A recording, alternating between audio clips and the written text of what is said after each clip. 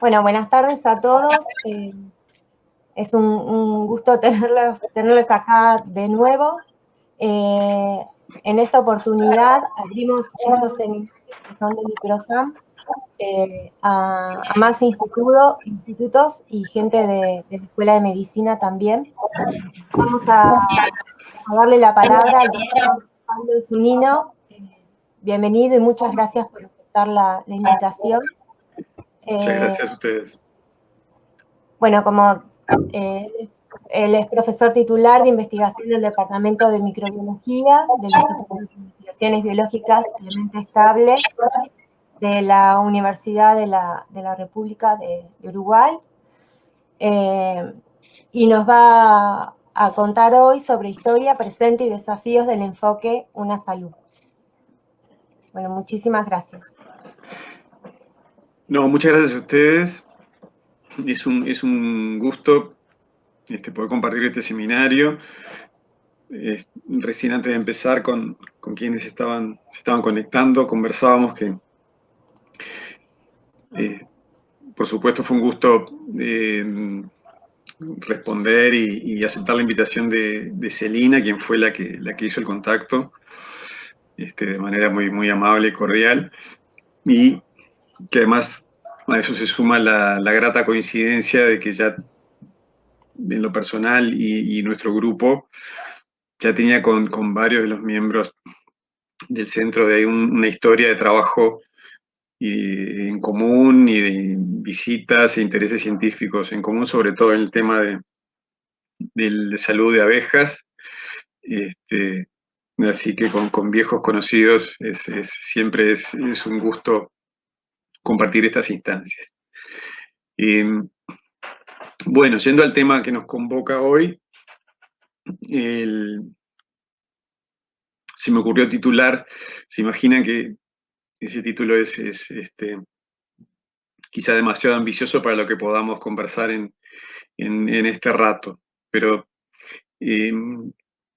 la idea mía es dar un breve enfoque de los antecedentes históricos del enfoque de Una Salud, en qué situación nos encuentra hoy, sobre todo además a partir de la sacudida enorme que tuvimos y que estamos viviendo a raíz de la pandemia de COVID-19, que se vincula directamente con este tema de Una Salud, y el enfoque es que qué nos puede deparar el futuro y sobre todo dependiendo de qué actitudes tomemos como personas, como grupo, como países, como comunidad global, para ver cómo nos paramos en esto en un futuro, sobre todo a partir de la situación en que estamos hoy. En términos generales, se puede decir que Una Salud es un enfoque que reúne disciplinas, sectores, instituciones, para el manejo de la salud de los seres humanos, los animales y los ecosistemas, que tradicionalmente eran objetos, se tendría que fueran objetos separados de estudio, pero que hoy se impone una visión integradora. Pero aparte de un enfoque para el estudio, para la investigación, también da el marco para una estrategia, para acciones concretas de diseño e implementación de prácticas que además se tendrán que traducir en programas, políticas, legislación, investigación, para lograr estos resultados que tiendan a una mejora en la salud pública en su acepción más general, ¿no? Hay innumerables antecedentes que se remontan mucho tiempo atrás. Yo elegí comenzar con el caso de Hipócrates, que fue un médico griego que nace en el 460 a.C., en la isla de Kos, en Grecia, que es quien sistematiza los estudios médicos quien empieza a despojar a la medicina de esas épocas de enfoques que lindaban ya en lo espiritual y en lo religioso. De ahí el famoso, además, juramento hipocrático de los profesionales médicos. Se dice la leyenda que al pie de ese árbol, el árbol de Hipócrates, él enseñaba, transmitía sus conocimientos a sus discípulos. En varias de sus obras, por ejemplo, en el capítulo 1 es sobre los aires, aguas y lugares, y hacía ver la necesidad de los médicos de considerar la orientación de las viviendas, de los vientos, de las características del clima, de la protección con respecto a los cambios abruptos, porque eso incidía en los hechos médicos que él veía. En el capítulo 10 de esa misma obra empieza a vincular condiciones climáticas con hechos médicos, por ejemplo, empieza a asociar las condiciones climáticas calurosas y húmedas con epidemias de diarrea. Y fue muy interesante en su tratado de epidemias, en el capítulo 2, él plantea la estacionalidad de la tuberculosis en verano, cosa que difería en general de lo que él veía en las enfermedades respiratorias que se daban en las épocas de clima más frío. Y actualmente se piensa que eso está en concordancia con la manifestación de esos eventos en verano, ya que se vinculan con una disminución de la luz de la incidencia solar y los niveles de vitamina D en los meses invernales, que es cuando se contrae la enfermedad, pero que se manifiesta tiempo después.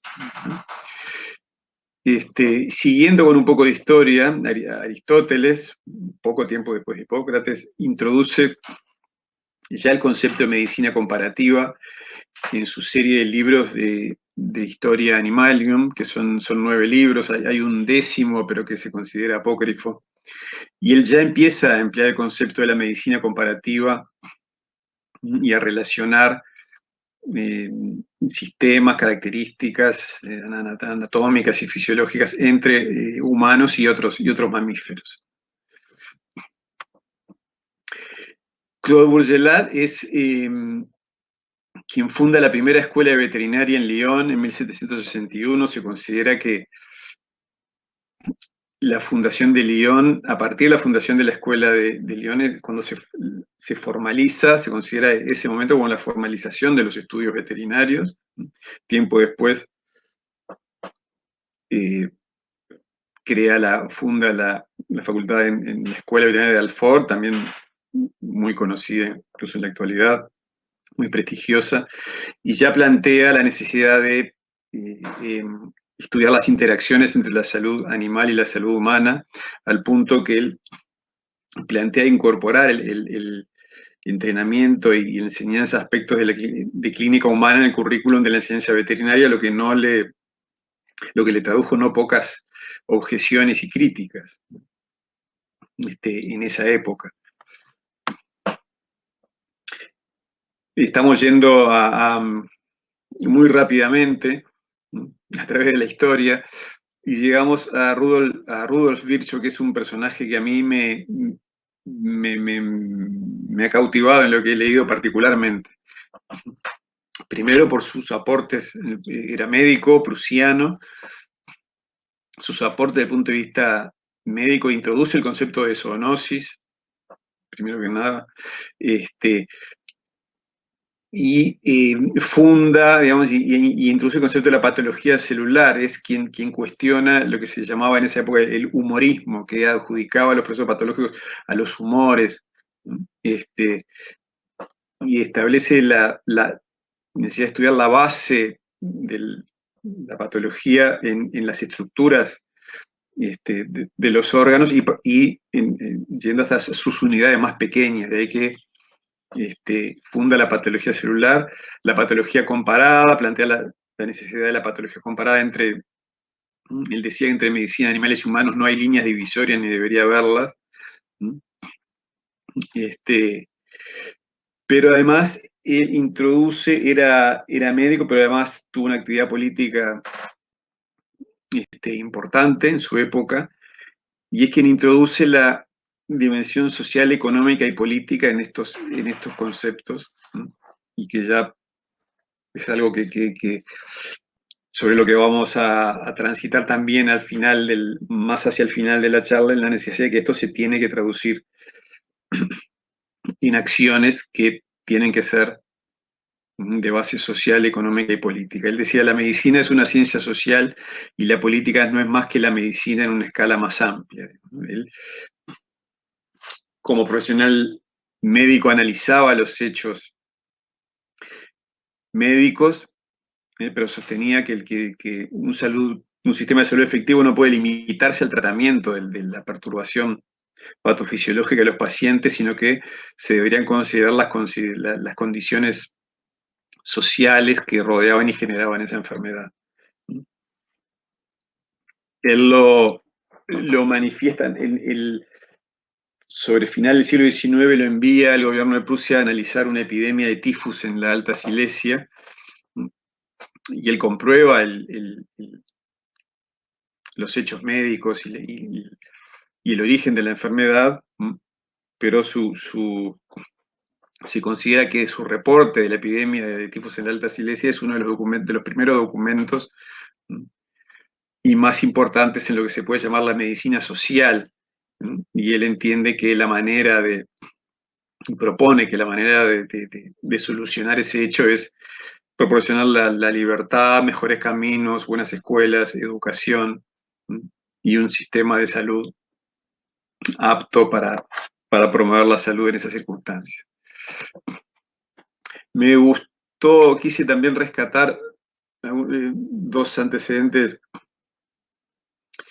locales de nuestro país, que fueron Miguel Rubino y Clemente Estable. Bueno, Clemente Estable es el fundador de nuestro instituto y se puede considerar quien plantea es quien plantea la profesión propiamente dicha de investigador en nuestro país.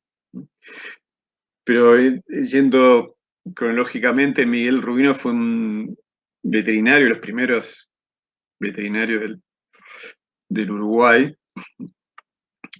nacido en Durazno. Durazno es un departamento y su capital, Durazno, está en el centro geográfico prácticamente del Uruguay.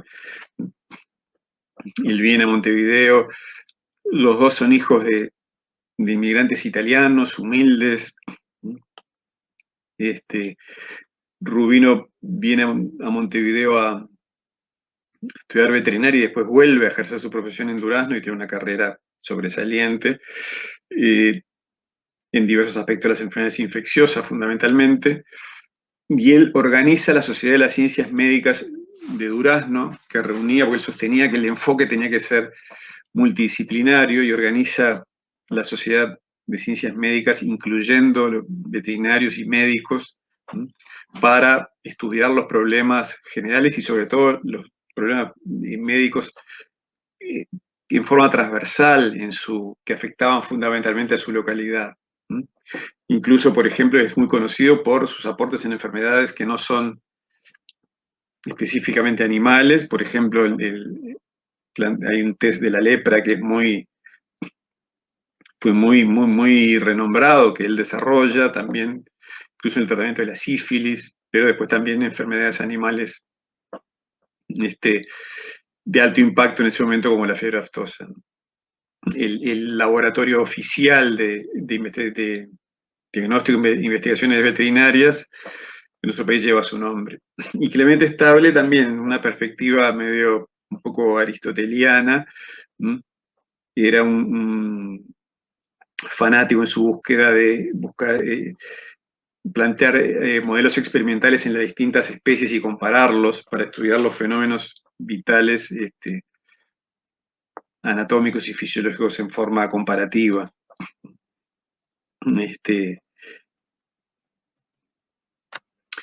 Después Calvin Schwab, que fue como el padre de la epidemiología veterinaria, fundamentó la necesidad de la integración de los distintos campos de la gestión y la salud veterinaria y la salud humana, y él introduce el concepto de una medicina la década del 70, y sobre todo él ya plantea la necesidad de incluir en esa lucha de las enfermedades, garantizar una alimentación suficiente y saludable y sobre todo una calidad ambiental adecuada, a lo que él sumaba, digamos, una necesidad de una sociedad en que se manejaran valores de solidaridad y cooperación, pero él ya incluye fundamentalmente el tema del ambiente en este concepto.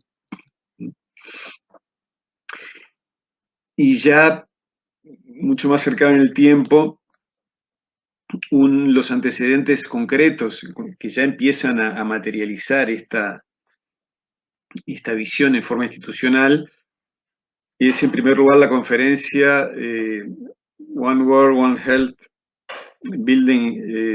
construyendo puentes interdisciplinarios en la salud en un mundo globalizado, que lo organizan la Wildlife Conservation Society y la Universidad Rockefeller en el 2004, en el que se establecen dos principios de acción para la respuesta en salud de manera integrada, incluyendo la salud humana, animal y el ambiente. Pocos años después, en el 2007, la Asociación Americana de Medicina Veterinaria es quien toma la iniciativa en forma concreta y plantea un reporte en 2007 y plantea organiza un grupo de trabajo para generar una estrategia de acción con respecto al enfoque, a una iniciativa de enfocar la salud de esta manera, ¿no? A eso, perdón, pocos meses después, la Asociación Americana de Medicina responde a esa invitación, a ese desafío de la Asociación de Medicina Veterinaria, y se integra un grupo de trabajo conjunto que ya establece las bases, en un reporte oficial, las bases de acción de esa estrategia. Y en 2010, ya desde el punto de vista institucional, hay una fundación de una comisión o de una asociación interinstitucional tripartita entre FAO, OIE y la OMS, que formalizan esa colaboración para la prevención y el control de los riesgos sanitarios en la interfaz hombre-animal-medio ambiente, en una que se plasma en un documento a partir de una reunión en Vietnam en 2010. Ya la Organización Mundial de la Salud, que se funda en 1947, en su concepto de salud, lo plantea desde un punto de vista amplio e integral, considerando que la salud es un estado de completo bienestar físico, mental y social, y no simplemente la ausencia de enfermedad o dolencia. Entonces, se puede asumir que las interacciones entre humanos, animales y ecosistema pueden estar implícitos e incluidos en esta definición acerca del mantenimiento y promoción de la salud. Bueno, este enfoque abre enormes líneas de acción y desafíos, pero hay algunos que caen de maduro y que por sí solos ya son los que uno primero piensa cuando se habla de una salud.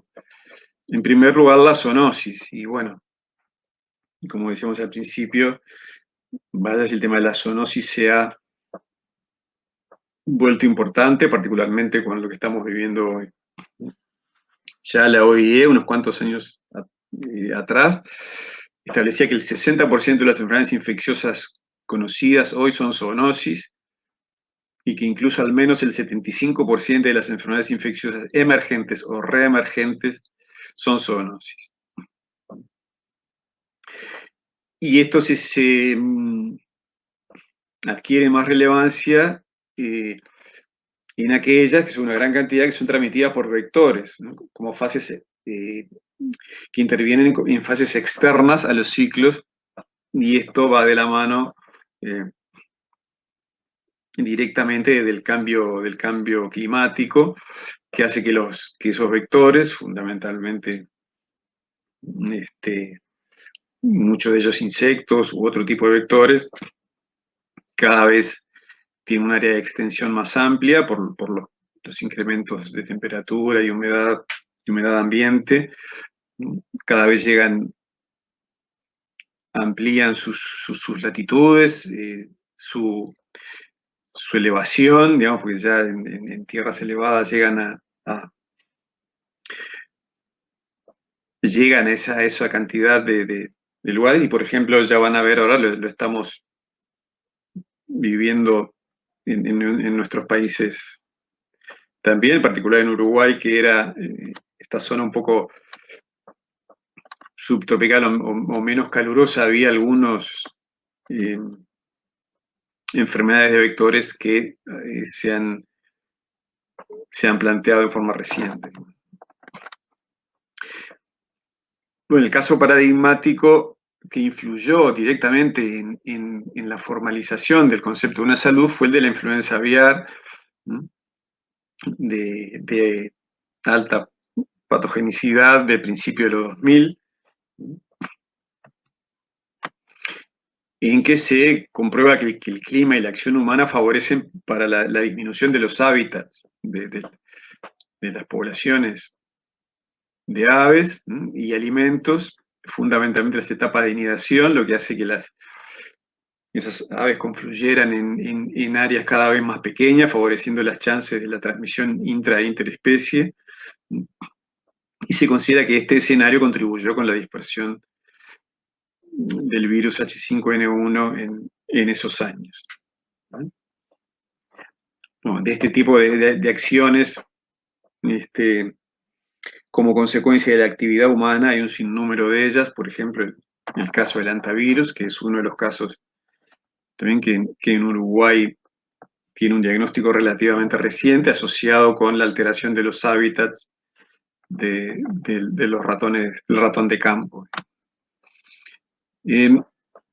Eso hizo en los últimos años a muchos investigadores y grupos estudiar cuáles son los parámetros que inciden, o los drivers, como los direccionadores, que inciden en la aparición de estas zoonosis, sobre todo en las enfermedades emergentes y reemergentes, que afectan al ser humano. Y como ven, el primero que está en el ranking es la alteración en el uso de la tierra a partir de prácticas agrícolas, cambios demográficos, pobres sistemas de salud, hospitales y procedimientos médicos, bueno, la evolución de patógenos, contaminación de alimentos y de agua, tráfico, movilidad internacional, cosa que, bueno, vemos cómo está incidiendo hoy, y demás. Hay estudios similares, por ejemplo, esto es un reporte de la Agencia de Ambiente de las Naciones Unidas, y también ven que acá la izquierda sigue siendo el principal, los cambios en el uso de la tierra, el viaje internacional del comercio, cambios en la industria médica, guerras y hambre. También lo que los anglosajones llaman el bushmeat, que es si bien arriba es el consumo de alimentos a partir de animales silvestres o semisilvestres. Y bueno, y hay casos concretos del resurgimiento de estas enfermedades a partir de estas trastornos asociados a la actividad humana, ¿no? La rabia, la enfermedad de Lyme, el virus Nipah, bueno, y ébola. Y en esta época, fíjense que 2016 todavía se plantea el SARS, pero todavía no, lógicamente no se hablaba del SARS-CoV-2. Casos nuestros tenemos muchos. Yo elegí el caso de la rabia paralítica en Uruguay, que después de muchos años de no detectarse, en 2007 se constata un brote explosivo de la rabia paralítica que transmite el Desmodus rotundus en el norte del país, en el noreste, sobre todo en el departamento de Rivera, que coincide, pues, un área sometida desde los 90, principios de los 90, a una fortísima actividad de deforestación comercial, y eso ha coincidido con ese tipo de explotación. Se asoció esa explotación a un incremento significativo de poblaciones de bovinos, pero eso hizo que las poblaciones de esos bovinos se distribuyeran de forma fragmentada, es decir, en poblaciones altamente concentradas, pero en forma espaciada, porque se alternaban con la producción forestal. Entonces hay un trabajo del doctor Germán Boto, que tenemos la suerte que trabaje en nuestro instituto también, que corrobora y mide cómo ese incremento de los tiempos de alimentación de los vampiros se favorece tienen que dejar más, al estar sus huéspedes más concentrados, se favorece la interacción entre distintas colonias que originalmente de vampiros que están distantes, pero que empiezan a interactuar entre ellas buscando el alimento. Y esto, un efecto sinérgico con cambios en la temperatura, coadyuvó para el surgimiento o el resurgimiento de la rabia paralítica, ¿no?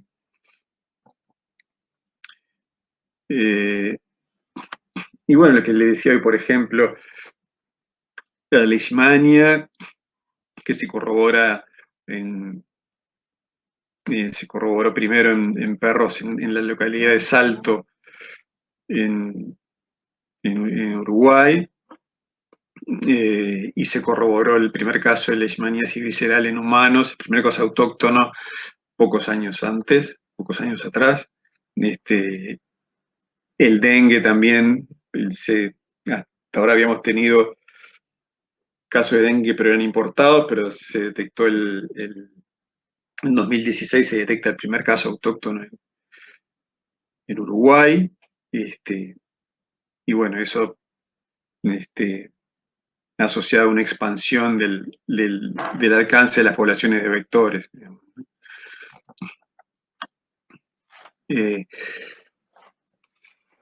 Bueno, todas estas interacciones hacen que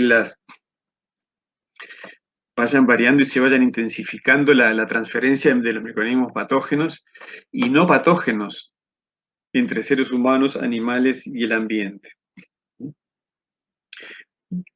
Entonces, vemos una circulación entre los microbios. También esto se introduce también estos años los conceptos de microbiomas, que son las comunidades microbianas que se asocian a la función del ser humano y de otros animales también. Y también con una interacción con el ambiente, y cuando esto se perturba esta homeostasis entre los microorganismos comensales y el huésped, se produce la enfermedad. Y este es un concepto que todavía no está muy integrado a una salud, pero que rápidamente se está incorporando también, que es el concepto de la importancia de los microbiomas. Ya el paradigma de los ambientes estériles es cuestionado, incluso que el pulmón tiene su microbiota, el sistema urinario, incluso antes se consideraba, hasta hace no mucho tiempo atrás, que que el feto en el momento, el recién nacido, el feto y el recién nacido en el momento del nacimiento era, era estéril, el intestino era estéril, esto ya se sabe que no es así, que ya viene con una población microbiana y que es muy importante asociada. E incluso ya hay muchos investigadores y grupos de investigadores trabajando en las microbiotas y cómo influye el estilo de vida occidental e industrializado en la preservación de estas comunidades, y se ha comprobado que el estilo de vida occidental industrializado disminuye la diversidad y la salud de estas comunidades, ¿no? Y ya se está hablando de extinción de géneros y de especies microbianas que son importantes para mantener esta homeostasis en el ser humano y en los animales. Incluso se están planteando acciones para generar bancos de estas microbianos para preservar la diversidad microbiana, en el sentido de que nos estamos enfrentando a una extinción microbiana que puede tener efectos después deleterios en la salud. Otro problema que surge claramente es la resistencia a los antimicrobianos. Cuando se plantean líneas de acción en este campo. Más del 70% de los antibióticos definidos como médicamente importantes por la FDA son destinados a animales. Esto está en un reporte de Jim O'Neill, que en realidad es un economista. Siempre se dice que este caso, el reporte de Jim O'Neill, fue a encargo de quien era el primer ministro británico en ese momento, que era Cameron.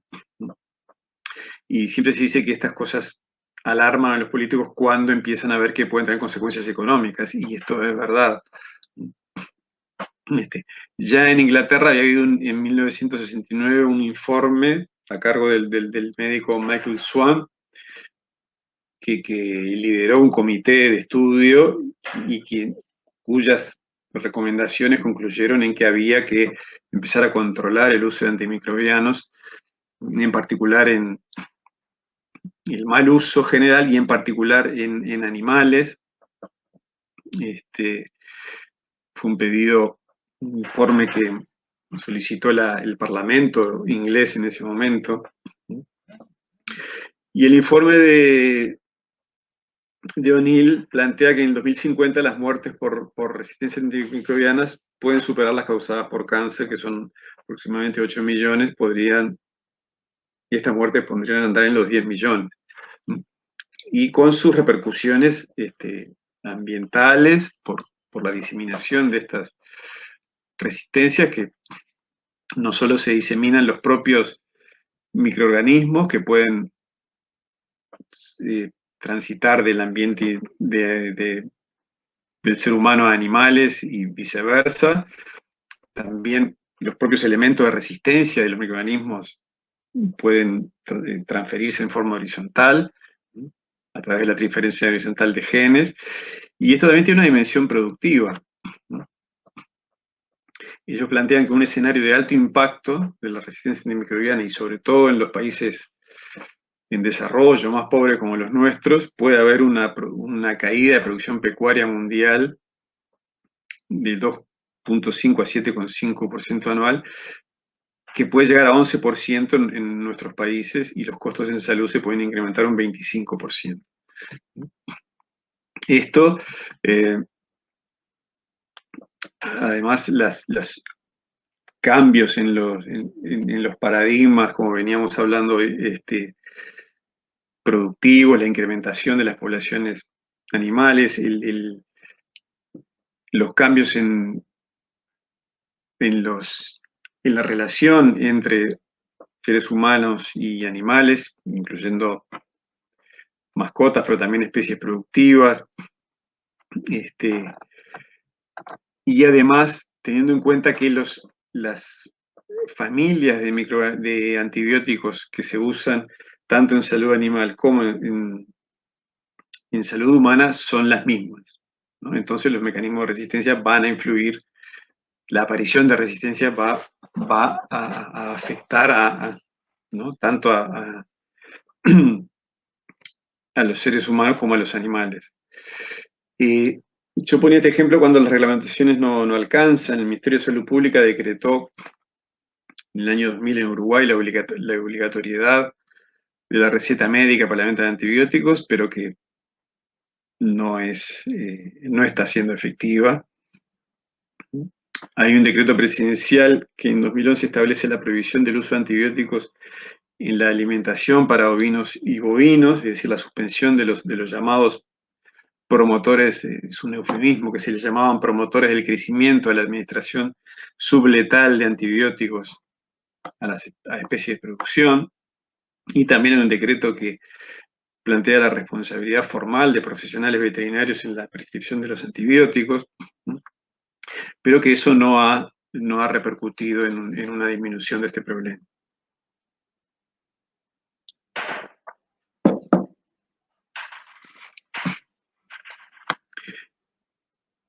En 2015 se encomienda, las Naciones Unidas se encomiendan a los países generar planes de contención de la resistencia antimicrobiana a partir de una asamblea general de las Naciones Unidas. Y en Uruguay se da el caso de que responde primero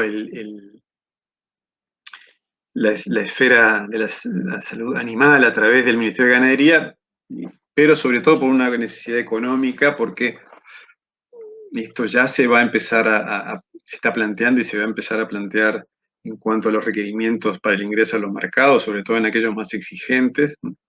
Ya se plantea con los residuos antibióticos, pero también se va a plantear cada vez más con la ausencia de digamos, microorganismos o de aquellos que porten determinados mecanismos de resistencia. Y después se hizo un plan nacional, pero a partir de salud pública, pero lo que es de alguna manera las buenas prácticas en este sentido es que tiene que haber si estamos hablando de una salud, tendría que haber un plan integral para manejar esta situación. Estos son algunos de los trabajos que estamos haciendo acá y vemos que se comprueban altos niveles de resistencia en aislamientos humanos. Nosotros trabajamos con Escherichia coli asociada a diarrea neonatal en terneros, y también tenemos una colaboración con un grupo muy activo del Instituto de Higiene, en que vemos en un artículo reciente de final del año pasado, elementos de transferencia de resistencia a los antibióticos críticos, de importancia crítica en humanos, en cepas de Escherichia coli, en heces tanto de bovinos, aves y cerdos en niveles importantes. Bueno, a esto hay alternativas, incrementar la investigación acerca de alternativas al uso de antimicrobianos diversas, pero es importante, yo creo, promover la formación de los estudiantes y profesionales involucrados en el tratamiento de estas enfermedades y el uso de los agentes terapéuticos. Con respecto a los alimentos, la presión de la población mundial ejerce una presión y una necesidad en su producción y la producción de alimentos saludables. Ustedes ven lo que es la evolución de la población mundial,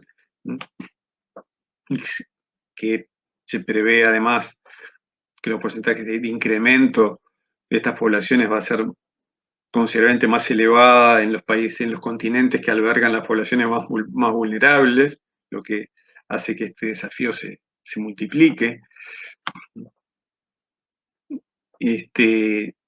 Se proyecta una necesidad de consumo de carne y productos lácteos, por ejemplo, hablando de productos de origen animal, y esto hace que los sistemas se presione a la intensificación de los sistemas productivos, con las repercusiones que esto puede tener, como ya lo estamos viendo. Cada año enferman unos 600 millones de personas por ingerir alimentos contaminados, de los cuales entre 400.000 y 500.000 mueren. Y las pérdidas de producción, lógicamente que influyen, en el caso de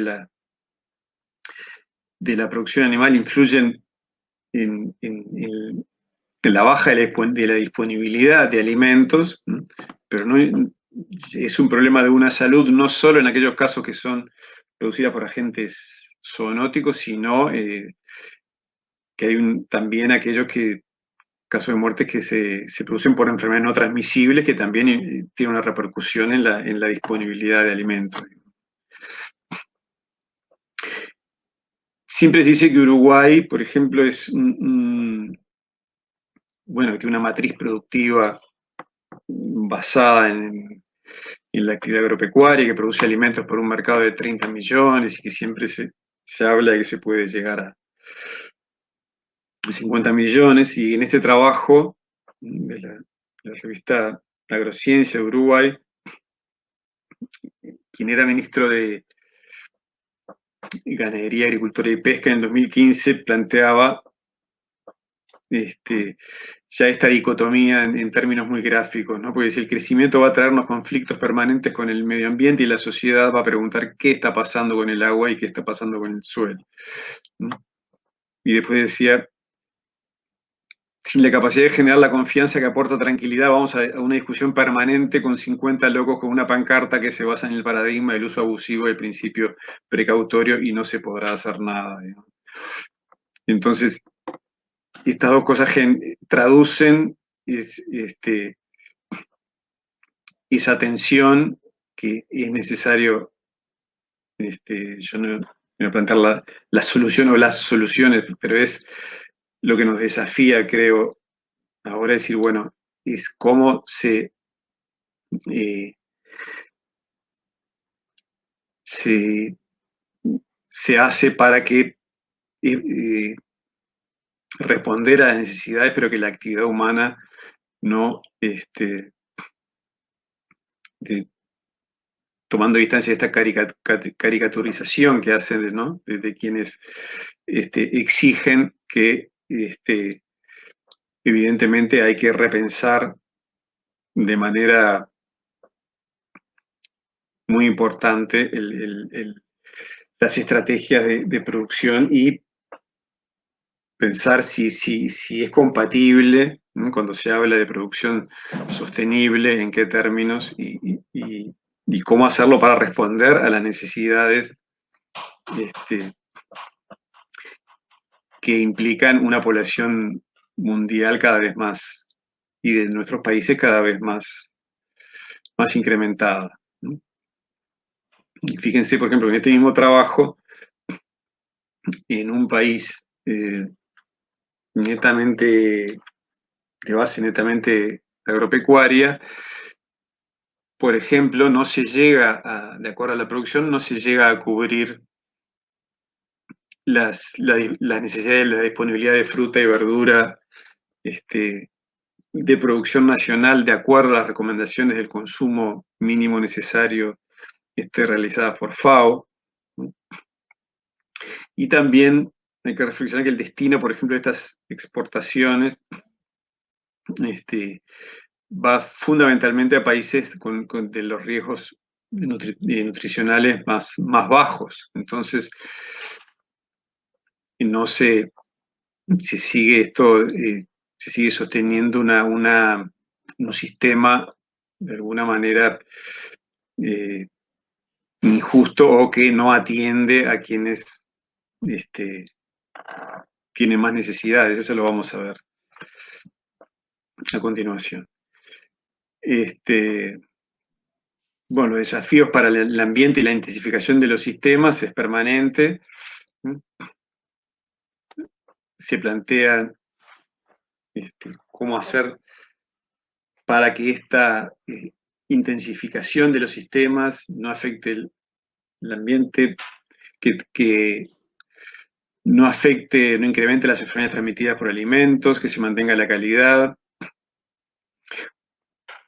evitar la presencia de los residuos en los alimentos, por ejemplo, lo decíamos hoy de los antibióticos.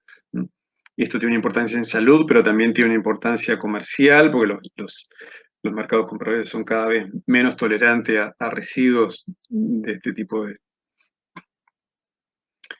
sustancias, fundamentalmente agroquímicos. Bueno, a los colegas y amigos que trabajan en la salud de abejas y miel lo saben muy bien, lo han sufrido los productores en nuestro país por residuos de pesticidas cada vez más exigentes, sobre todo en la Unión Europea. Esto va a obligar a nuevas formulaciones y sobre todo a responder a las nuevas demandas, como estábamos. Bueno, entonces, esto yo creo que hace replantear los paradigmas productivos y cómo se sigue en adelante con esto. Otro de los problemas que el cambio global está ejerciendo y que es fundamental para el tema de una salud es la disponibilidad del agua y las enfermedades infecciosas transmitidas por el agua. Una de las mayores causas de morbilidad y mortalidad en el mundo viene a raíz de alteraciones en la calidad del agua, aproximadamente unos 2 millones de muertes anuales, que puede ser por ingesta, por exposición a aguas contaminadas o por ingesta de animales contaminados a partir del contacto con el agua. Y vemos que la cantidad la demanda de agua dulce se está incrementando de manera prácticamente explosiva.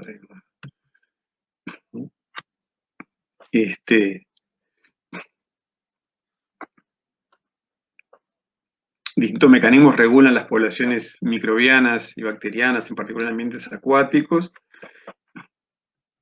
Y lo importante es ver que la temperatura no solo influye sobre el aumento o la disminución, las condiciones climáticas sobre el aumento o la disminución de los componentes de las comunidades microbianas acuáticas, sino que, por ejemplo, hay eventos que influyen sobre la expresión de factores, sobre la biología de esos microorganismos. Por ejemplo, la temperatura influye sobre la expresión de factores de virulencia de patógenos, por ejemplo, pertenecientes al género Vibrio, al cual pertenece, por ejemplo, el agente causante del cólera. Vemos que la motilidad de la bacteria aumenta cuando aumenta la temperatura, aumenta la expresión diferencial de proteínas también con la temperatura, o sea, este incremento a partir del cambio climático no solo influye en la cantidad, sino en la biología de los propios microorganismos. Y un caso muy emblemático es las floraciones o blooms de cianobacterias, fundamentalmente tóxicas, que se da por desequilibrios en los mecanismos de la regulación de los sistemas acuáticos, fundamentalmente por el exceso de los aportes de nutrientes, en particular nitrógeno y fósforo, a partir de los sistemas intensivos uno de los aportes más importantes, como se vio acá en Uruguay, es a partir de los sistemas intensivos de producción animal, en particular se da sobre todo en Uruguay en la cuenca lechera, asociado a un aumento de la temperatura y a alteración de otros factores como luz solar, salinidad, predación. También acá estamos en el grupo, en el departamento tenemos un grupo muy activo trabajando en cianobacterias tóxicas, que se han tornado un problema muy, muy serio acá que afecta incluso la fuente de agua distintas fuentes de agua, en particular la fuente de agua de Montevideo, que es el río Santa Lucía, y el reporte de más abajo es un caso de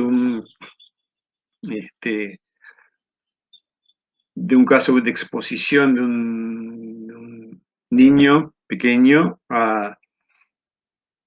cuya familia se bañaron en la playa en el medio de un bloom de cianobacterias tóxicas que llevó a la necesidad de hacer un trasplante de hígado para poder hacer que ese niño pequeño sobreviviera, digamos, ¿no? Entonces, todo esto son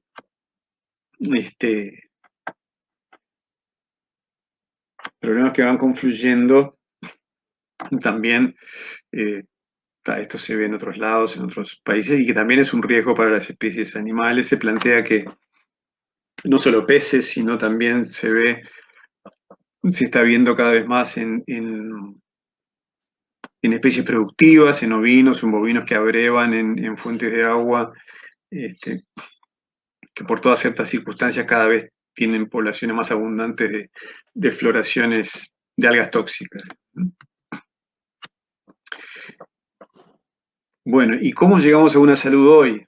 Ya vimos una aproximación histórica, algunos desafíos concretos que plantea este nuevo enfoque interdisciplinario. Hoy yo creo que hay que reconceptualizar la gestión sanitaria, la respuesta a los cambios ambientales exponencialmente acelerados de los últimos 100 años, ¿no? Y que asociados al crecimiento de la población humana mundial y a la actividad humana, ¿no? Como señal paradigmática de alarma, tenemos hoy la pandemia de COVID-19 que confirma lo justificado del análisis. Si ustedes hacen el ejercicio de ir a la base de datos, yo lo hice justamente revisando el material para esta charla, hay un sinnúmero de trabajos que preveían y anticipaban, digamos, el advenimiento de una pandemia zoonótica a partir de reservorios animales que llegan por saltos de especies al ser humano. Fundamentalmente se preveía que era un virus ARN transmitido por vía aerógena, como finalmente pasó, y que ratifica como otros saltos de especies que se han visto, ¿no?, con los otros coronavirus, como SARS y el MERS, que es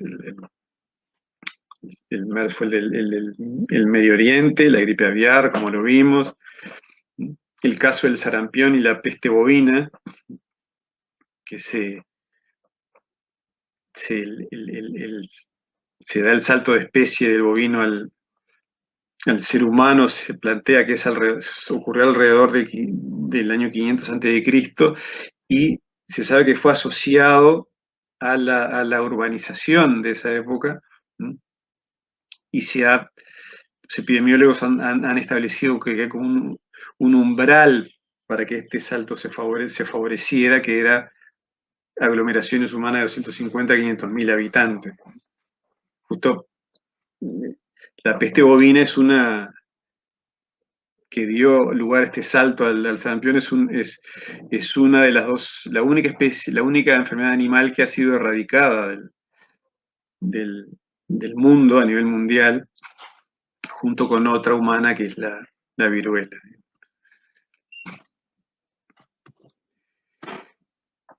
Hay una epidemióloga veterinaria muy, muy buena que ha escrito ese texto, Cómo prevenir o previniendo la próxima pandemia, ¿no?, que es de acceso público, es muy interesante si lo quieren consultar, es Delia Grace, que dice: el mundo está tratando los sistemas de la pandemia de COVID-19, pero no las causas. Y eso es verdad, digamos, porque todo este esfuerzo descomunal que está haciendo la humanidad ahora es para volver a la situación, en términos ideales, al día anterior a la pandemia o a la semana anterior a la pandemia, ¿no? Entonces, de llegar a ese momento, se habrá tenido éxito en tratar los síntomas, pero no el sistema y la causa y el ordenamiento de los factores que hicieron que esta pandemia surgiera, ¿no? Entonces ahí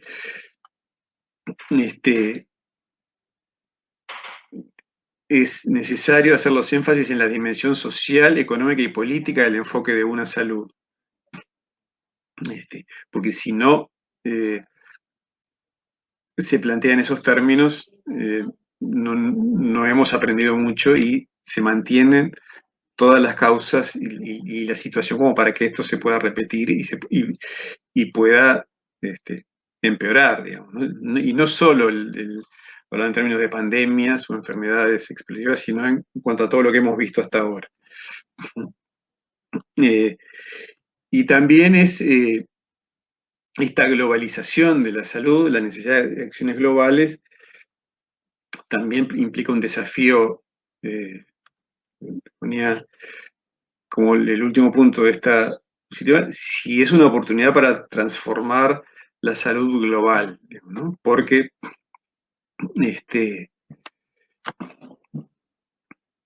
es una necesidad que se tiene que atender a los sectores más vulnerables y más expuestos, ¿no? Entonces, me parece oportuno considerar que si no se profundiza o modifica el actual sistema de vida global actual, estas epidemias se pueden repetir. Los agentes paradigmáticos, como decíamos recién, son los virus RNA zoonóticos, que presentan el mayor desafío para el control de las enfermedades por sus rápidas tasas de multiplicación, por la plasticidad dada por las elevadas tasas de mutación y la capacidad de recombinación genética, y por la afectación de los ecosistemas de la actividad humana. A esto se suma el continuo crecimiento y movilidad, la urbanización, que ha multiplicado y alterado la tasa de contacto entre especies animales y el ser humano, y el intercambio de microorganismos y de patógenos, lo que da un sustrato muy apto para este tipo de interacciones. En grandes ciudades, pero se prevé que para 2050 esta proporción supera el 70%, y vemos imágenes de ciudades que ya han superado las escalas ampliamente, como son Tokio y Nueva Delhi, son las dos imágenes que están ahí. Y bueno, y también es necesario, en esta perspectiva global, cómo lo afronta o lo puede afrontar cada comunidad, digamos, ¿no? Vemos que la capacidad de respuesta es muy diferente. Los habitantes de los países occidentales gastan entre un 12 y un 16% del producto en alimentos, mientras que en los países pobres gastan más del 70% de sus ingresos. Más del 98% de las personas afectadas por eventos climáticos extremos viven en países de desarrollo, lo que eso también es muy significativo.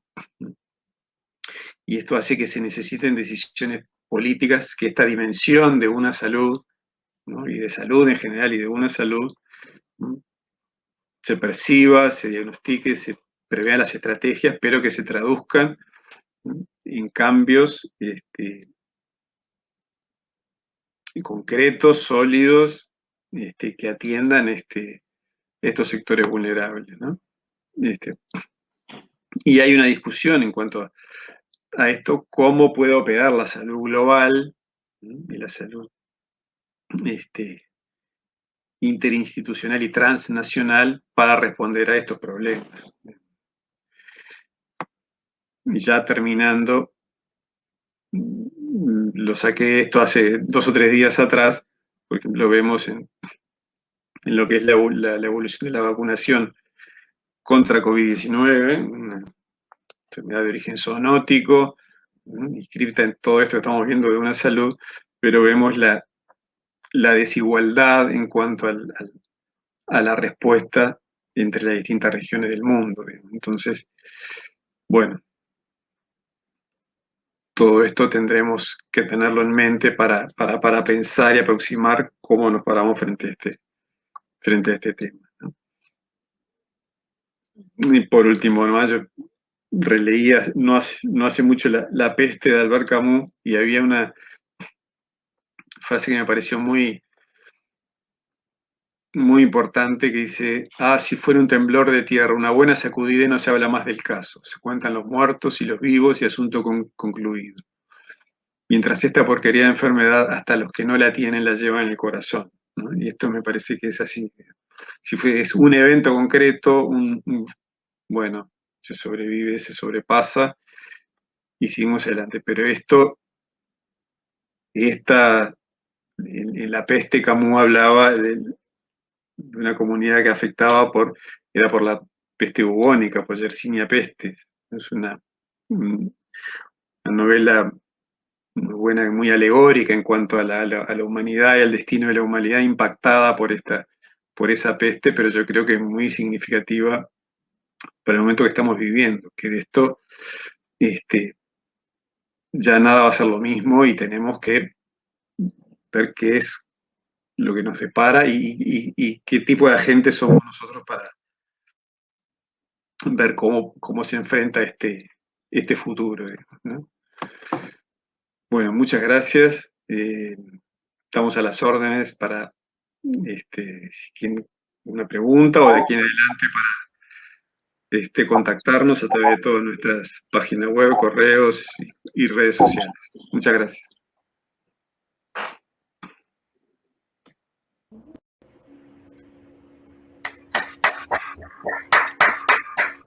Gracias.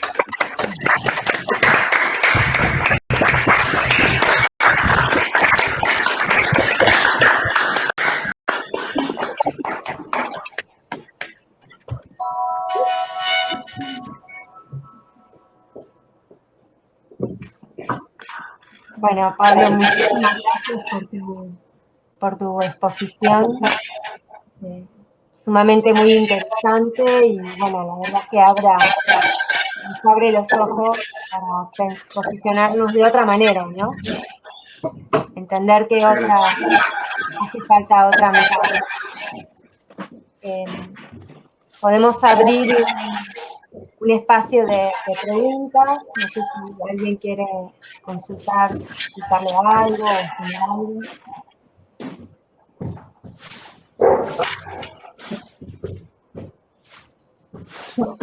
Marce, ¿puedo hablar? Sí, sí. Sí, yo reflexionaba, Pablo, mientras te escuchaba, que bueno, que todo esto se venía previendo, ¿no? Sin duda. Y si hubiéramos escuchado tu charla capaz que hace 2 años, uno tendría un dejo de esperanza, como de que el mundo puede llegar a evitar que pase, pero ahora, en medio de una pandemia, ¿qué es lo que falló? ¿Qué pensás vos desde tu conocimiento que falló? ¿Fallaron las políticas de cada país? ¿Falló la política sanitaria global? ¿Qué opinión tenés vos al respecto? Sí. Yo creo que eso es verdad, si ponés a verla. Yo entré a PubMed y puse prediction, pandemics, o te vas ¿no? Con ese tipo de palabras claves, y ves que se iba a producir. O sea, y todos, por fundamentalmente el deterioro del ambiente, los cambios en la relación, eso hace entre seres humanos y animales, la urbanización, la hipermovilidad humana, la intensificación de los sistemas. Y se preveía, que es como ocurrió, que eran sobre todo virus RNA zoonóticos que tienen de dispersión aérea a partir de reservorios animales que saltan a una especie, como pasó acá, ¿no? murciélago, bueno, todavía se habla cuál fue la especie intermediaria, pero bueno, en el SARS anterior fue el gato civeta, en el MERS fue el camello o el dromedario, en este caso, bueno, alguno se habla del pangolín o demás. Son cosas que ya se veían venir. El caso del SARS, que es también un coronavirus, se planteó que era más grave los casos, pero menos capacidad de diseminación. En este caso, quizás no tan grave individual, en el caso individual como el SARS anterior, pero con mucha mayor capacidad de diseminación y bueno, asociado a la urbanización, a el tránsito explosivo de seres humanos y de bienes comerciales. Y bueno, y se ve después las distintas situaciones en los distintos lugares, ¿no? De los sistemas de salud más potentes lidian mejor con esto y los sistemas de salud más vulnerables, el impacto es mucho mayor, digamos, ¿no? Así como son las respuestas. Hoy vemos las zonas positivas veían el ritmo de vacunación en los países ricos versus ritmo de vacunación en los países pobres, digamos, ¿no? Lo que dice esta epidemióloga inglesa que es veterinaria, también que es Delia Grace, en ese trabajo, claro, todo este esfuerzo además, todo eso que estamos haciendo es para volver a la situación prepandemia, ¿no? Entonces, si no se encara un sistema de producción diferente, un ordenamiento, digamos, si no se refieren sobre eso, que ocurra una nueva pandemia, creo que no se va a poder evitar, es muy probable que ocurra, ¿no? Hay quien dice que ahora con las variantes son como subpandemias o nuevas pandemias, ¿no? Eso está en discusión, pero bueno, parece ya de nunca terminar. Entonces, ¿qué se hace para evitarlo esto? Bueno, lógicamente es la gran pregunta, pero yo creo que necesitaremos cambios estructurales, productivos, muy, muy radicales pero más que incluso los países en desarrollo, no es cuestión de decir, ya estamos en un sistema de cosas que ni siquiera a los países ricos les sirve decir, bueno, no tienen manera de no quedar expuestos, porque si no se soluciona a nivel mundial, el riesgo va a seguir existiendo para ellos también, ¿no? Para quien sea, digamos, ¿no? Porque la expansión, el poder de expansión es impresionante. Entonces, claro, esa es la pregunta, bueno, ¿qué hay que hacer? Yo creo que sí, que hay que cambiar la mentalidad y que esto se traduzca en medidas concretas, pero claro, siempre está esa tensión, como que yo traté de ilustrar en la frase que decía el Ministerio de Ganadería del Uruguay, que es una persona, era productor y agropecuario, una persona muy inteligente, que hizo una muy buena gestión, pero decía esa caricaturación, ¿no? Esa oposición entre el progreso, la intensificación de los sistemas, aumentar la producción, lo que implica uso de agroquímicos, fragmentación, el principal driver, digamos, de las zoonosis emergentes y reemergentes es el mal uso de la tierra para actividades agropecuarias, digamos, ¿no? ¿Cómo se armoniza eso con una preservación del ambiente para evitar que eventos como la pandemia ocurra? Bueno, ¿cómo se hace? Bueno, ahora ¿cómo se hace? Bueno, algo habrá que hacer.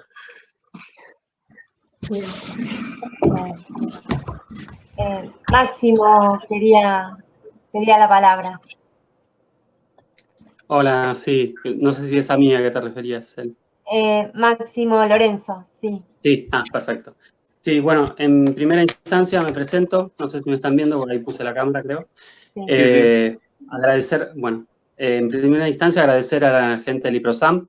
En mi caso particular, soy biólogo como la mayoría de los que están aquí presentes, pero actualmente pertenezco al INTA, que es el Instituto Nacional de Tecnología Agropecuaria, de la Estación Experimental de Balcarce, donde venimos empezando a tener una agenda en común con la gente del IPROSAM a través de la formación del IPAD, que es una entidad o un instituto de doble dependencia entre el INTA y CONICET.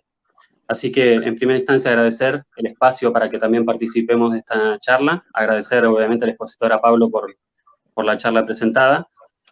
Facundo Quirós, quien es el director de la experimental y del IPAD, no puede estar presente, pero sí me dejó claro y quisiera énfasis en seguir trabajando en forma conjunta.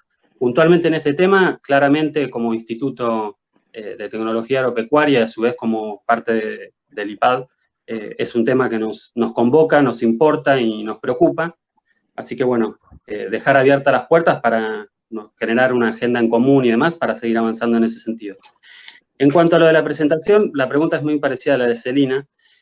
A mí lo que me genera es eso, la realidad actual de lo que tiene que ver con el concepto de una salud, lo que termina también dejando en evidencia es que es un cambio casi de paradigma a nivel mundial, porque no estamos pensando solamente en la salud de un sistema, de un organismo, sino de sus interacciones, pero también con otros conceptos que están asociados a las aglomeraciones de personas, el sistema de vida más occidental que tenemos y demás.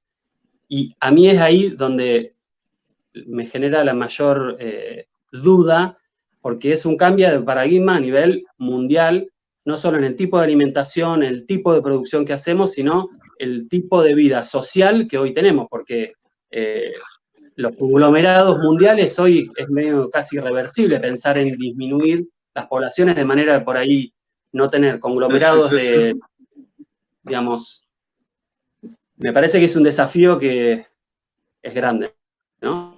No sé, simplemente eso era más una reflexión y miedo que otra cosa, pero bueno. Sí, es complejo, realmente. Pero bueno, a su vez es un campo fascinante, ¿no? Digo, para hacer cosas sí. y integrarnos y pensar en... y abrir la mente, ¿no? Tal cual. Y en ese sentido, hay ya, digamos, a nivel mundial, a través de organizaciones como la Organización Mundial de la Salud y demás, donde ya están haciendo, no sé, algún tipo de tratados o cosas donde pongan en la mesa al concepto de una salud y posibles estrategias para avanzar en ese sentido, digo, porque en la medida que eso no se dé, me parece que es cada vez más difícil, ¿no? Pensándolo, nosotros desde el lado de la investigación y demás podemos hacer desarrollos en relación a esto que vos también planteabas de no solamente solucionar generando una nueva vacuna o lo que fuese, sino investigando al respecto, pero también tiene que haber organizaciones y decisiones políticas a nivel mundial. Digamos, ¿hay ya un poco de movimiento en eso? ¿Tenés información? Bueno, no sé si se entiende. Sí, está clarísimo. No sé, yo creo que el tema el tema de la pandemia hizo explotar todo, ¿no? Entonces ahora está un poco cómo se sobrelleva esto, ¿no? Pero, y ahí yo rescato lo que dice esta epidemióloga veterinaria británica Delia Grace, que es que todo el esfuerzo descomunal que se está haciendo ahora es para volver a un estado a lo sumo pre-pandemia, digamos, ¿no? Entonces, y que vamos a llegar a una situación a nivel mundial, más allá de las diferencias del país y todo, totalmente, digamos, lesionados después desde el punto de vista económico, médico, social, después de... y ahí sí, tendría que haber también se abre todo un tema de debate, que yo traté de ilustrarlo en una diapositiva final, sobre los mecanismos de la salud global, ¿no? Y las instituciones de la salud global, que es que nacen con una intención. Por ejemplo, la OMS nace 2 años después de finalizada la guerra, cuando se crean las Naciones Unidas, digamos, ¿no? En ese intento que tendría su componente sano, digamos, ¿no? De aunar un esfuerzo transnacional para el progreso y la promoción de las relaciones políticas, y en el caso de la OMS, de la salud mundial, pero que después también tiene sus bemoles, porque esos organismos los forman distintos países, que hacen sus distintos aportes, incluso económicos, y que después no son neutros en cuanto a las decisiones que se toman. Y entonces, ahí también, y hay toda una discusión de la salud transnacional, la salud global, y qué organismos participan y cómo lo hacen, que es muy complejo, pero que bueno, tendrán que actuar digamos, se esperaría que actuaran teniendo en cuenta todas estas cosas, ¿no?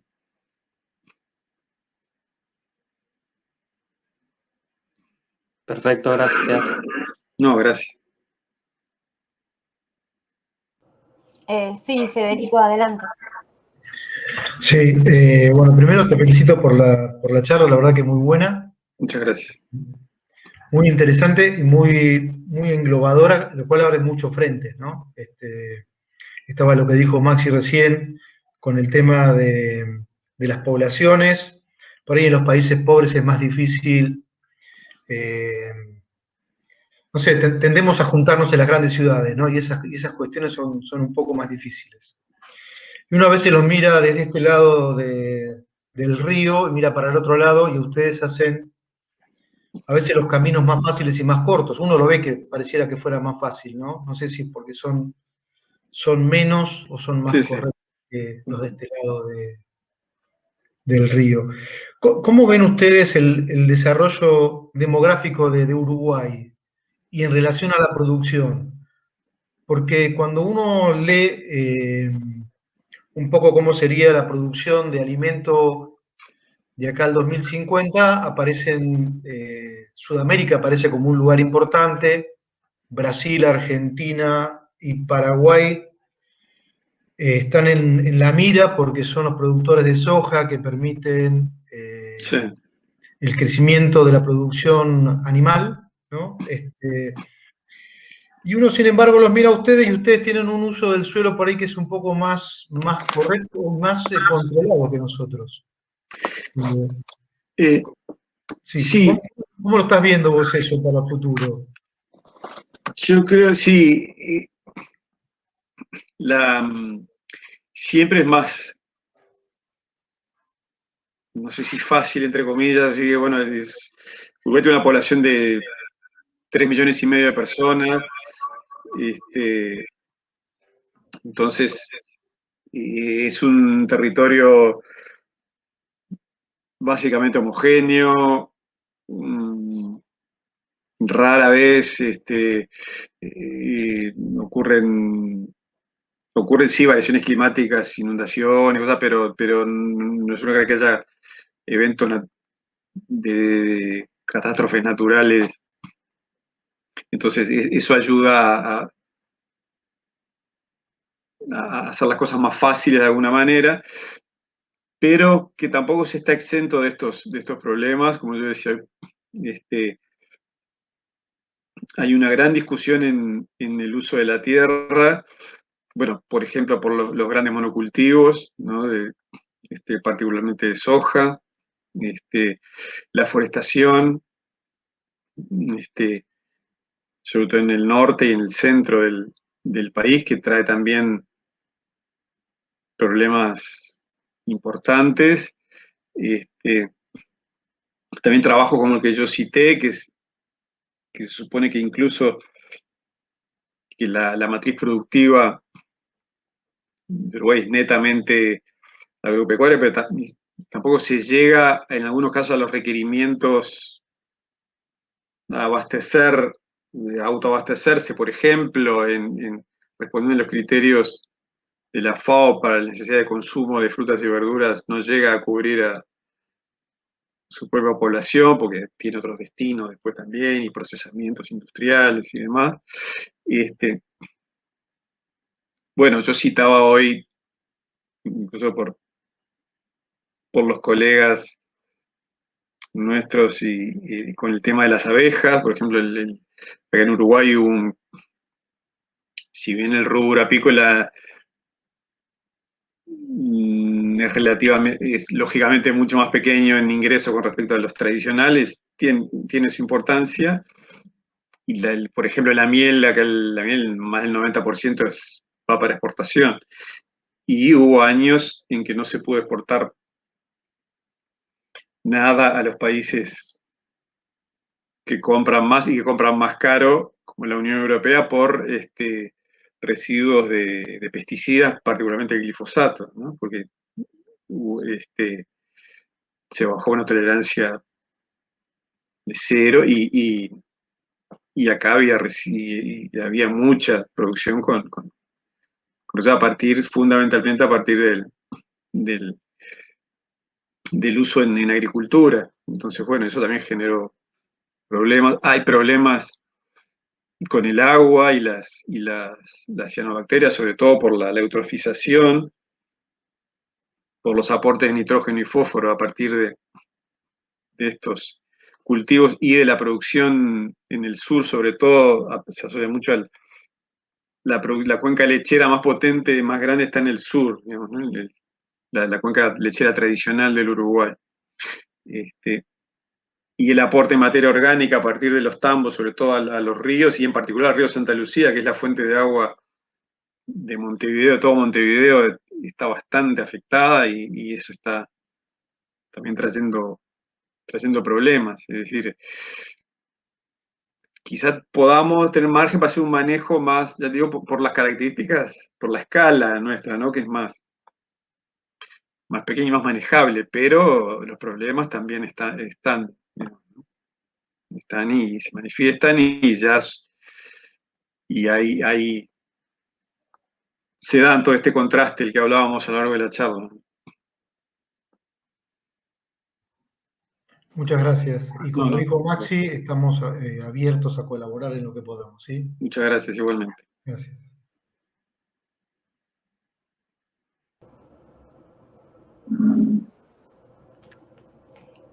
Melissa, adelante. Hola, ¿qué tal? Hola Pablo, te felicito, no sé si me te reconoces, tuvimos la oportunidad de estar trabajando por allá con Karina. Muy linda tu presentación, te felicito. Muchas gracias. Mira, te voy a hacer más que nada una situación hipotética, te voy a plantear, por ahí es un plano simplista, pero en una situación compleja, pero si tuvieras una máquina del tiempo, pudieses regresar a todas esas predicciones que se venían realizando de la pandemia, y vos tuvieras la oportunidad de tomar decisiones a nivel mundial, ¿qué acciones concretas y coordinadas tomarías para empezar a movilizar esto, tratar de evitar que se produzca esto? También es una situación que plantea acciones a futuro también, viendo desde tu visión y desde lo que estuviste planteando durante la charla. La verdad, muy interesante. Sí, qué pregunta.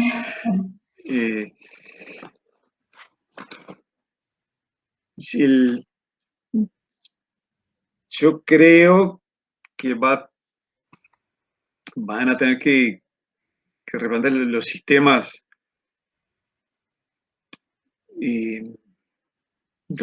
productivos en cuanto a la hiperintensificación,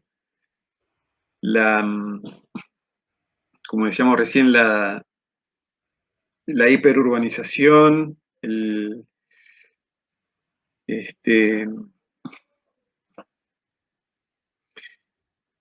no sé, bueno, lógicamente también acciones para hacer más equitativo. Ahí también, yo también insistía en la necesidad de que el enfoque de una salud también implica aspectos económicos, políticos y sociales, ¿no? De decir, bueno, que las cuestiones tienen que ser más equitativas, digamos, ¿no? A nivel global, tanto en la posibilidad de prevenir como de tratar, digamos, ¿no? Bueno, el cambio climático también, vemos cómo afecta comportamiento de los patógenos, sobre todo de la zoonosis y de vectores, de los vectores, eso también está ligado a sistemas de producción. Son muchas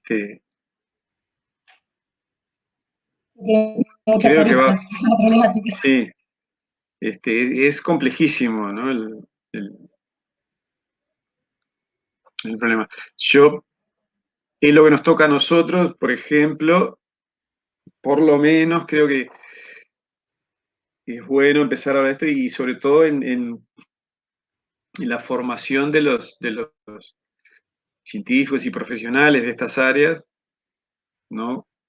Que empiecen a ver el problema más amplio, digamos, no solo el caso clínico, sea un veterinario, un médico, cosa particular, sino a pensarlo en un contexto más general. Eso por lo menos es un comienzo, es lo que yo trato de transmitir en las clases nuestras y demás.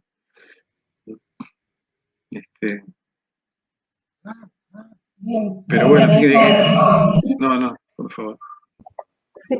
Yo creo, por ahí retomando lo que dijo Melissa y yendo puntualmente a lo que nos está pasando ahora, vieron que, no sé, yo opino que el ser humano piensa, a mí no me va a pasar. Tendemos a pensar, a mí no me va a pasar.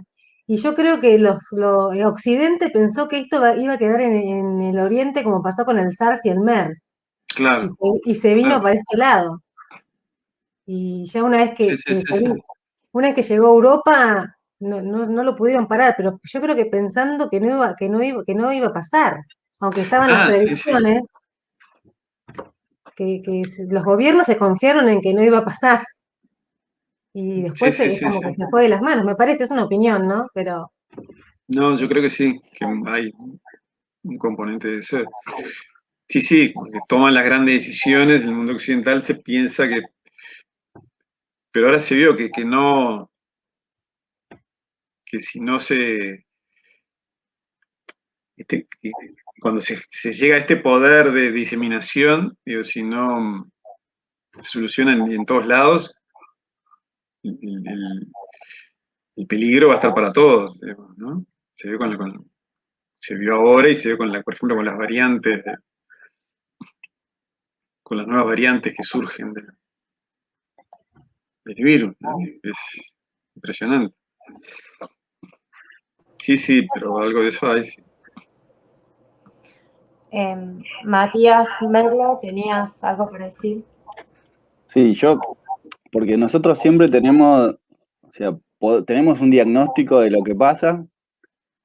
Cuando tenemos suerte podemos decir qué podemos hacer. El problema es que no damos nosotros un paso adelante y nos ponemos en los puestos de gestión y de toma de decisiones. Porque todo lo de la máquina del tiempo que plantean es interesante la pregunta, pero sin embargo las decisiones no las tomamos nosotros. Nosotros, se llamaron, por ejemplo, nuestro Ministerio de Ambiente, nuestro Ministerio de Ambiente está a la cabeza un docente que yo desconozco cuál es su formación en el ambiente y si considera todos estos aspectos que tienen. A lo sumo tendrá asesores, pero está involucrado en un juego político donde todas estas situaciones le pasan por el costado. Es lo que menos importa. Hoy, con esta pandemia, de repente se dieron cuenta de que, epa, tenemos que hacer algo y lo que le pueden hacer algo somos nosotros. Pero incluso en este sentido, nosotros hicimos una charla en la Asociación de Parasitología, en el Instituto de Chascomús, se habían sacado 2 subsidios para trabajar en temas de COVID y el instituto permaneció cerrado. No las dejaban entrar a las chicas que estaban trabajando en eso. Entonces, nos damos plata porque es la propaganda de dar plata a la ciencia para que hagan algo, y después la cabeza que prohibió que los institutos estuvieran abiertos, por lo menos para esa gente que vaya a trabajar.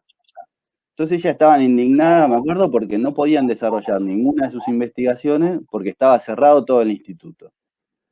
Entonces tenemos que darnos, yo creo que es importante que demos un paso adelante y que todo esto lo llevemos a algún lugar de gestión y de toma de decisiones, que es fundamental, porque si no va a seguir pasando, porque no es, lo que nosotros sabemos nadie lo toma en cuenta, o muy poca gente lo toma en cuenta. Sí. También sí, de esas cosas a nosotros nos pasó el año pasado. Digo, uno habla de estas cosas y claro, son un granito mínimo en toda una situación, pero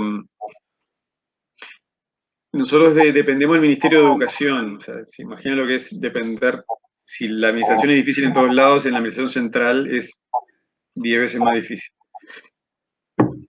Y teníamos, el dinero estaba y teníamos, ya habíamos acordado un plan de inversiones para montar un laboratorio de bioseguridad para trabajar con muestras de diversas cosas, y demás, y no se pudo hacer por trabas burocráticas, porque los auditores del Ministerio de Economía empezaron a poner primero, a retrasarlo, primero por una situación, después por necesidad de tener los impuestos, por una locura, y no se pudo hacer. No lo pudimos hacer, ¿no? Entonces, es la contradicción, que era para para trabajos vinculados a COVID-19 y no pudimos traer los equipos. No pudimos comprarlo, y la plata estaba, y no lo pudimos, por trabas administrativas no se pudo. Así que en todo es... Sí, nos pasa a todo, en algún lado siempre nos chocamos, y siempre hay una traba, y por eso, o sea, si hay alguien que tiene el doble, o sea, la doble capacidad tanto de conocer la parte, digamos, científica que estuvo embarrado y además una parte de gestión, eso favorece mucho más las cosas, porque si no se hace muy difícil.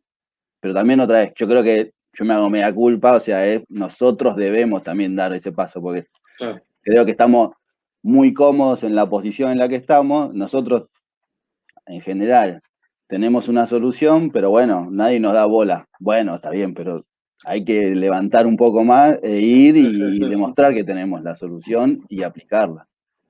Muy buena la charla. Muchas gracias.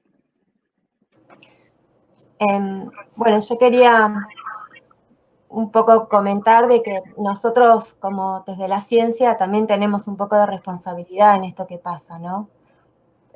Por un lado, esto de que a veces no tenemos puestos de gestión, pero también aportamos muchísimos desarrollos tecnológicos que en algún momento, hace décadas atrás, salimos me incluyo porque como parte de la ciencia, ¿no? Salimos a promocionar, a ofrecer y a vender cosas que ya están muy instaladas, que hubo capacitaciones y demás para toda una reconversión de un modelo productivo. Y bueno, con el correr del tiempo nos dimos cuenta que esto no estaría funcionando. A mí me llama la atención que en este paradigma que vos muy bien sintetizaste, Pablo, de una salud, ¿cuál es la importancia que se le da a la salud del suelo? ¿No? Si por ahí uno pudiera hacer foco en la salud del suelo, podría llegar a analizar de que si algunas cuestiones se modificaran, porque digamos, a ver, se hace monocultivo mayormente de soja para alimentar ganado que está estabulado. Con todo ese paquete que trae aparejado, ¿no? Desde el paquete biotecnológico, tanto de los cultivos como de la ganadería. Digamos, ¿qué pasaría si volviéramos no retroceder en cuanto a tecnología, pero sí a un uso del suelo sustentable, ¿no? Digamos, volver el ganado al campo y que se le devuelva la salud al suelo. Entonces ahí ya no habría ese paquete tecnológico como para... No estoy hablando de cuestiones políticas, no estoy pensando Sí, sí, claro. desde la ciencia en cuestiones priorizando lo importante. Cuando no pongo en la balanza de lo importante la cuestión económica, que ahí ya cuando aparece tira todo por la borda en relación a la salud. Entonces, pensar un poco qué pasaría con eso, y vos de alguna manera lo esbozaste, y me parece que tendríamos que perder el miedo o animarnos a decir las cosas con las palabras que hacen falta decir, con la potencia que hay que decirlas, porque del lado de la timidez que implica, ¿no? Decir, bueno, si este productivo no va más porque daña, y vamos a ocuparnos a decir de qué daña, porque bueno, estamos eliminando especies de la microbiota, estamos eliminando especies y generando más resistencia, entonces los antibióticos que producen las farmacéuticas no están sirviendo, digamos, siempre se mira de un foco económico, poner la mirada justamente en la salud, y que a veces este paradigma no está a veces parado ahí, ¿no? Es como que se sigue parando en la cuestión económica, tratando de resolver una salud o mirar una salud integral desde una arista económica. No sé qué opinas. Sí, sí. Es el tema del suelo es fundamental. Capaz que yo, por mi formación, siempre estoy más metido en los otros aspectos de esto, pero el suelo es fundamental. Acá tenemos en el departamento nuestro somos el departamento de microbiología, después hay otro que está justo abajo, donde estamos nosotros ahora, que es el departamento de bioquímica y genómica microbiana, que ellos trabajan muchísimo si hay posibilidad de hacer cosas con ellos, con el suelo y salud del suelo y comunidades microbianas del suelo. Están haciendo un trabajo muy, muy importante en ese sentido. Y sí, es un aspecto importantísimo de todas estas interacciones. Y sí, la tensión entre esas cosas y lo económico, tú pones el caso de los antibióticos,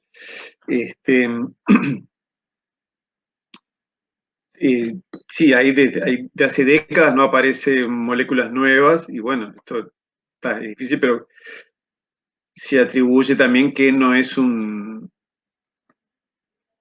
muy buen negocio, porque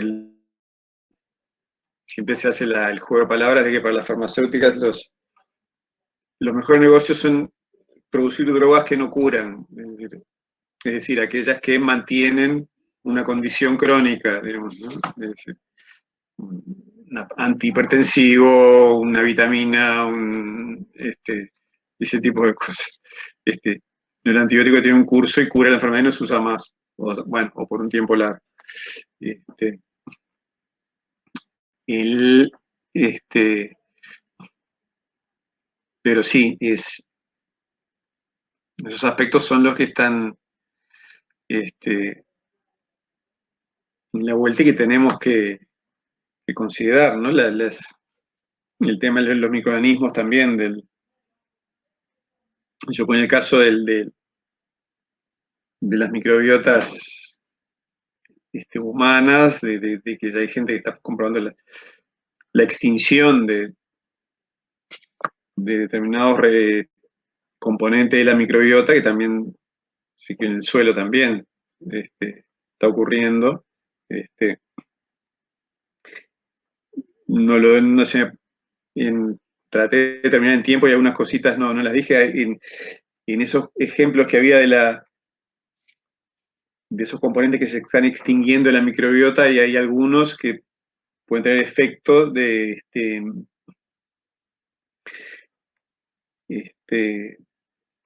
para un uso clínico importante, digamos, ¿no? Y sin embargo se están existiendo en el suelo también, son situaciones homólogas, ¿no? acá también está el laboratorio, el departamento vecino, también se trabaja mucho con microorganismos promotores del crecimiento vegetal.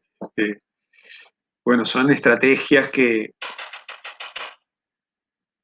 pueden ser viables, digamos, un poco como alternativas, digamos, ¿no? Pero sí, son cosas importantes a considerar. Sí, bueno, gracias. Bien, me parece que no te robamos más tiempo. No, por favor, para mí es un gusto. No sé si alguien tiene más preguntas o comentarios para aportar. Sí, yo uno solo en realidad. Yo creo que el COVID nos dio la oportunidad de tomar conciencia de lo que estamos generando y lo que podemos generar, pero yo le tengo más miedo a los cambios sutiles, no a lo que estamos hablando ahora, a los cambios en el uso del suelo, los cambios que generamos, los cambios en el clima, que hacen que aparezcan otras cosas que van mucho más lento, pero pareciera que se vienen instalando y nos van a generar más problemas a futuro, ¿no? Y a generaciones que vienen. Yo creo que el desafío es ese, nuestro rol, además de la gestión, creo que lo más importante es que generamos información para que se generen políticas públicas, ¿no? Claro. Y ojalá que las podamos hacer en conjunto, ya que nosotros tenemos fronteras que no son barreras físicas, tenemos mucho intercambio. Así que, bueno, todo lo que podamos hacer juntos. Igualmente.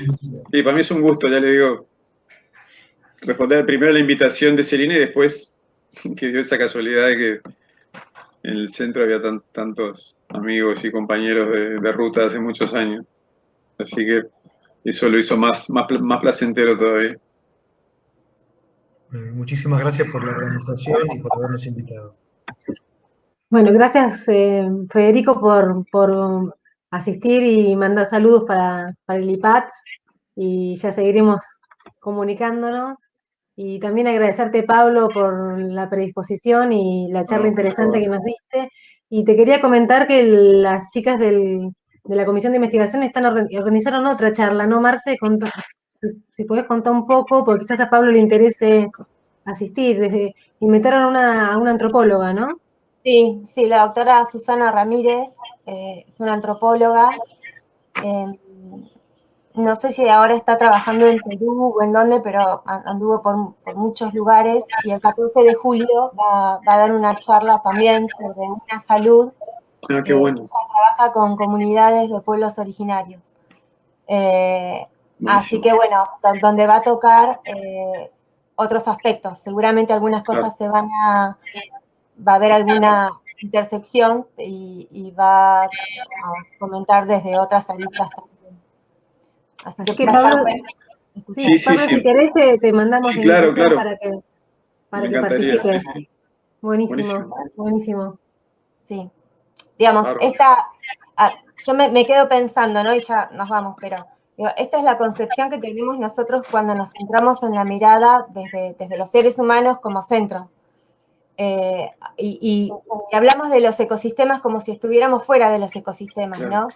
Y nos olvidamos de que somos parte de un ecosistema y que cuando hacemos daño al ecosistema, por eso yo comentaba de la salud del suelo, nos estamos haciendo daño en definitiva, a la larga, y ahora ya como que explotó, a nosotros mismos, porque repercute y todo vuelve, digamos. Hablamos del ciclo del carbono, del agua, del nitrógeno. Esto también, digamos, no es nada nuevo.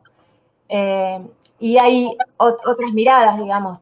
La cosmovisión, por ejemplo, originaria, no tiene la palabra salud dentro de su vocabulario. Entonces decís, esto loco, te rompe la cabeza, pero... Y no se pueden ver fuera de su entorno. No conocen, no hablan del entorno, digamos, porque son uno mismo, una parte. Entonces, es interesante, ¿no? Sí, sin duda. Conocer otras miradas. Así que bueno, va a venir a comentarnos un poquito sobre lo que ella, o desde esa visión, entiende lo que es una salud. Buenísimo. Bueno, muchísimas gracias a todos, todas, todos. Y nos encontramos, si les parece, volvemos a hacer así una difusión que traspase las puertas del IPROSAM para el 14 de julio a las 15 horas. Si nada se modifica, vamos a utilizar el mismo link, digamos, así que ya se lo pueden agendar. Y si hay algún cambio, bueno, saldrá la difusión. En principio sería así. Bueno, nos estamos viendo. Y muchísimas gracias. Gracias, Claro. Eli. Muchísimas gracias, Pablo. Gracias a todos. Gracias. Chao, Chao, chao. gracias. Gracias, muy buena, gracias a todos. Muchas gracias, Gracias. Pablo. Chao. Un abrazo. Chao. Hasta luego.